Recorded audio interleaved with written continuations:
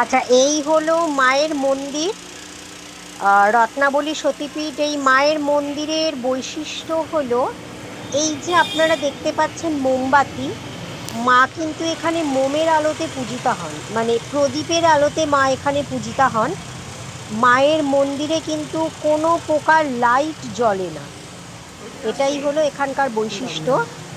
বাইরেটা দেখতে পাচ্ছেন কতটা বড় জায়গা নিয়ে। মায়ের মন্দিরে কিন্তু কোনো ধরনের লাইট জ্বলে না, শুধু প্রদীপের আলোতে কিন্তু মা পূজিতা হন।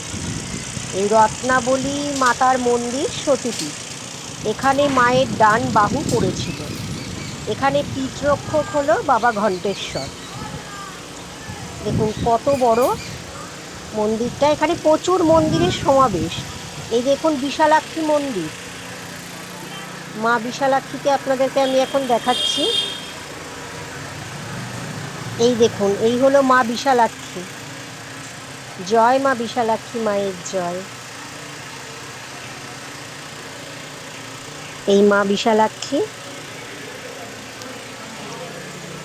আর তারপরে একটুখানি দূরে যেতে হবে আপনাদেরকে।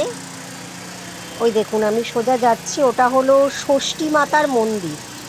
মা ষষ্ঠী, সন্তানের মঙ্গলার্থে যারা ষষ্ঠী পুজো করে সেই ষষ্ঠী মাতার মন্দির। চলুন আমি গিয়ে দেখাচ্ছি, কাছে গিয়ে দেখাচ্ছি।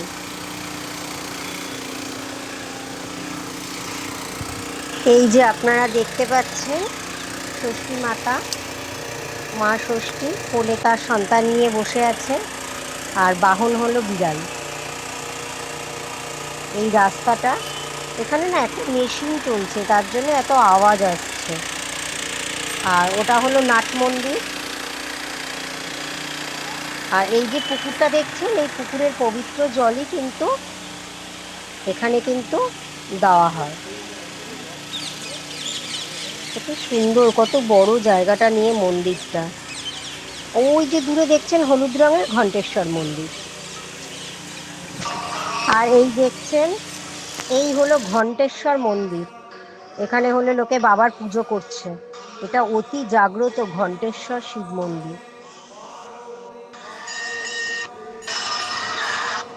অতি জাগ্রত ঘণ্টেশ্বর শিব মন্দির।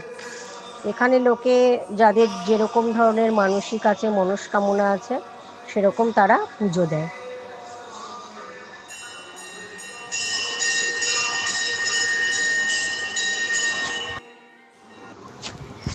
আর এই দেখতে পাচ্ছ, এই হলো অন্নপূর্ণা মন্দির। মন্দিরটা এখন বন্ধ রয়েছে যদিও। চলো আমি ভেতরটা ঢুকে দেখাই। এখানে সব মন্দিরেরই বৈশিষ্ট্য, মন্দিরে কোনো লাইট জ্বলে না, জানো তো।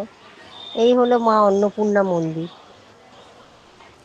প্রতি মাসের পূর্ণিমাতে মাকে এখানে ভোগ দেওয়া হয় মা অন্নপূর্ণা মন্দিরে।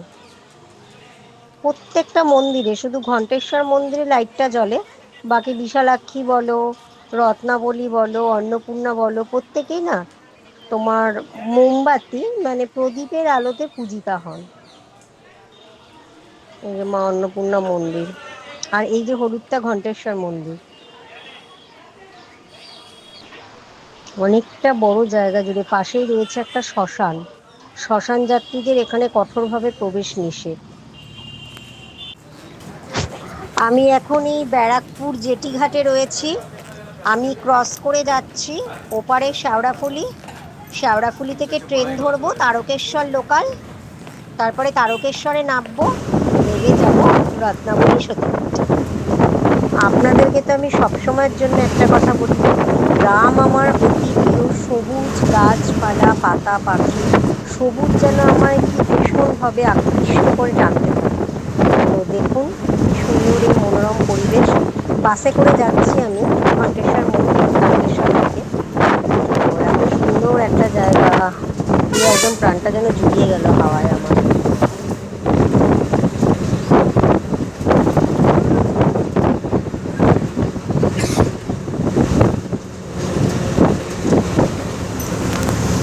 হলো ব্যারাকপুর স্টেশন।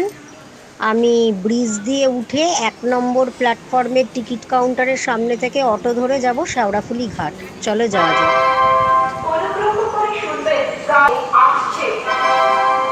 यात्री कृपया ध्यान दीजिए, गाड़ी शाम 2 डाउन नईहाटी शियालदह लोकल उसी समय में प्लेटफॉर्म नंबर 2 অটো স্ট্যান্ড, এখান থেকে অটো ধরবো।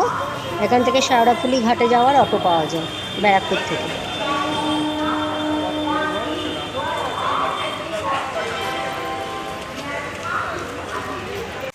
হলো ঘাট ওপারে যাওয়ার। তো টিকিটের মূল্য হলো মাথাপিছু এক একজনের 8 টাকা। কি একটা চলছে, ভীষণ আওয়াজ আসছে। গঙ্গা কি শান্ত, এখন ভাটা চলছে তো তাই এরকম শান্ত মনে হচ্ছে। জোয়ারের সময় বাপরে বাপ। আর এই যে যে বাস স্ট্যান্ডটা দেখতে পাচ্ছেন, এটা হলো তারকেশ্বর স্টেশন থেকে নেবে একটুখানি 1 সেকেন্ডের রাস্তা। এখানে বলতে হবে যে আমি ঘণ্টেশ্বর শিব মন্দির যাবো।